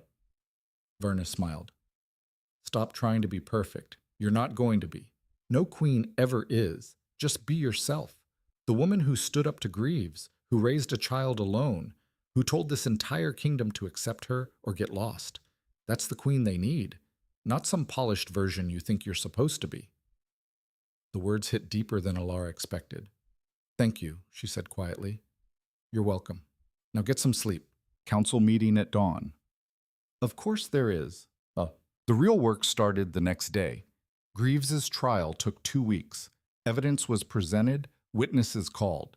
The web of lies and manipulation he'd built over 7 years was carefully dismantled piece by piece. He was convicted of treason, conspiracy, and abuse of power. The sentence, exile to the northern wastes, stripped of all titles and holdings. Some counselors wanted execution, but Rael refused. We're not starting this reign with blood, he said during the closed council session where they debated punishment. I won't become the kind of king who kills his enemies just because he can. He tried to destroy you, Harwick argued. He deserves death. Maybe, but giving it to him makes him a martyr. Exiling him makes him irrelevant. The council voted. Exile won by 2 votes. When they dragged Greaves out of the dungeons for the sentencing, he looked diminished, smaller, all that power and influence gone, leaving just a bitter old man. He locked eyes with Elara as they led him past. You've destroyed this kingdom, he said. No, Elara replied. I saved it from you. They took him north the next day. Elara never saw him again. Good riddance. With Greaves gone, they started rebuilding in earnest. The Northern Alliance was renegotiated, trade agreements instead of forced marriages. It took 3 months of back and forth, but eventually they reached terms everyone could live with. The council was reformed. More seats for elected representatives. Less power concentrated in hereditary nobles. And Elara's pet project, programs for the outer wards. You're requesting how much? Harwick looked at the budget proposal like it had personally offended him. 20,000 gold. For housing repairs, food distribution, and education. That's absurd. The outer wards have never received that kind of funding. Exactly, that's the problem. We have other priorities. Name one more important than keeping our own people from starving. Harwick sputtered. Verna hid a smile behind her hand. I'll second the proposal, Vern said. The vote was close, but it passed. Elara left that meeting feeling like she'd won a war. Small victories, but they added up. 6 months into their reign, Elara made her first official tour of the outer wards. It was Rael's idea. The people need to see you, he said, not as some distant queen in a palace, as someone who understands them. They're going to hate me for leaving, or they're going to respect you for coming back. He was right, mostly. The reception was wildly mixed. Some people cheered when they saw her. Others threw insults. One woman spat at her feet, but most just stared, curious and wary, like they couldn't quite believe the girl who used to scrub their floors was now wearing a crown. Elara stopped at every major landmark she remembered. The old market where she'd stolen bread as a kid, the boarding house where she'd lived after Cale was born, and finally, Greta's tavern. The place looked exactly the same. A bit more rundown maybe, but still standing. Greta was behind the bar when Elara walked in, royal guards flanking her. The old woman looked up, did a double take, then laughed. Well, well, Greta said, looking her up and down. Look who got fancy. Don't start. Too late. But Greta was grinning. She poured 2 drinks, slid one across the scarred wooden bar. To surviving. Elara took the cup, raised it.